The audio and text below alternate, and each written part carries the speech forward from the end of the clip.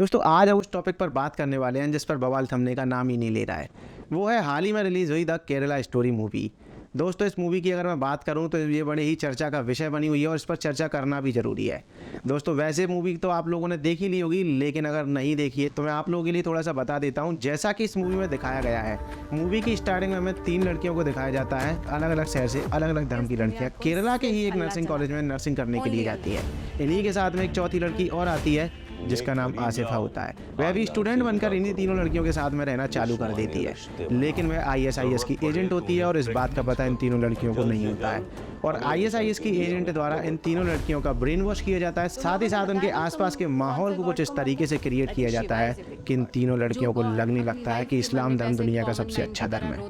और ISIS के agent द्वारा उन्हें मैनिपुलेट किया जाता है इस्लाम धर्म कबूल करने के लिए, लेकिन इससे बात बनती नजर नहीं आती है। तो ISIS के अन्य एजेंटों का सहारा लिया जाता है और इन लड़कियों को लव जिहाद का शिकार बनाया जाता है। शिकार बनाने के बाद में इन लड़कियों को नशे की गोलियां देकर शारीरिक संबंध बनाए जाते हैं, जिससे एक लड़की प्रेग्नेंट हो जाती है। उसका नाम शालिनी होता है।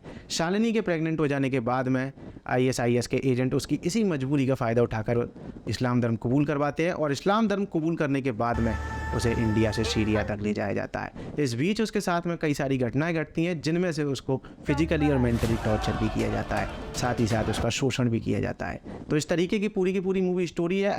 अगर मैं आपको 3 लाइनों में बताऊं तो दोस्तों, किस तरीके से एक नर्सिंग की स्टूडेंट इस्लाम को कबूल करती है, किस तरीके से शालिनी से वह फातिमा बनती है, और फातिमा बनने के बाद में उसे किस तरीके से इंडिया से सीरिया ले जाया जाता है, इस बीच उसके और उसके परिवार के साथ कितना अत्याचार होता है, इस सभी की सभी चीज़ें इस मूवी में बताई गई हैं। ये पूरी की पूरी ये मूवी की स्टोरी है।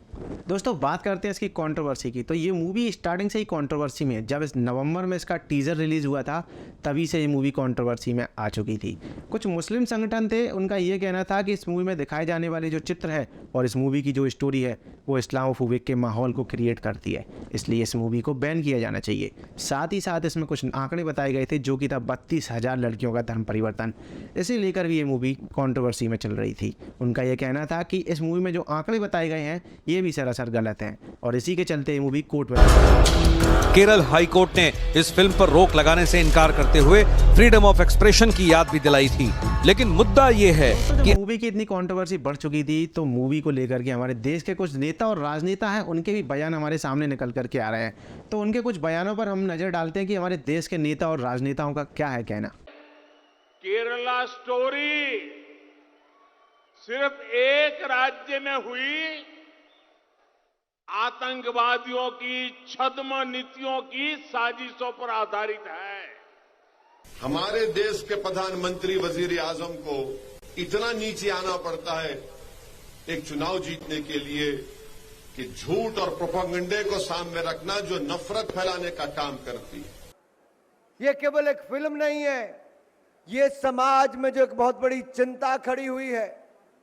कुछ लोग ऐसे जो अपने धर्म में बच्चियों को बहला फुसला कर ले जाना चाहते हैं और आतंकवाद के रास्ते पे लगाना चाहते हैं, उनका चेहरा बेनकाब करने का काम द केरला स्टोरी में हुआ है। दोस्तों जब मूवी पर इतने सारे सवाल खड़े हो रहे थे तो फिल्म मेकर्स को भी सामने आकर जवाब देने पड़े और उनका कहना यही था कि इस मूवी की जो स्टोरी है वह सत्य घटनाओं पर आधारित है। आइए हम थोड़ा सा जानते हैं कि उन्होंने और कौन कौन से जवाब। जो भी हमने दिखाया है वो हर एक सीन बिल्कुल सच्चा है।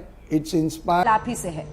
आप किसी विक्टिम से खुद मिली? मैं विक्टिम से भी मिली हूँ। तो इतना सब कुछ जानने के बाद में अब हम बढ़ते हैं अपनी अहम राय की तरफ, जो कि है इस देश की जनता।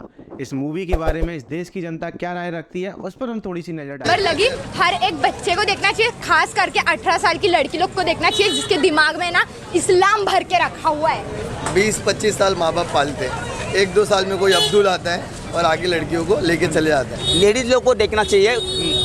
फॉर्मूले लेडीज लोग के लिए बहुत सुवर्टी मूवी, बहुत अच्छा मूवी है ये। All human are same.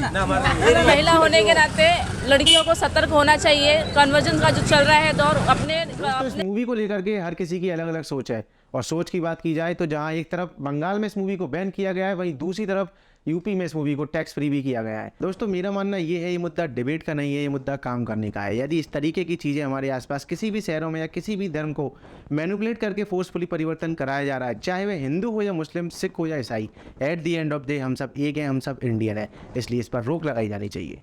बाकी आप लोगों की क्या राय है कमेंट बॉक्स में जरूर बताना। मिलते हैं ऐसे ही किसी अमेजिंग वीडियो के साथ में, तब तक के लिए वीडियो को लाइक और चैनल को सब्सक्राइब भी कर लेना।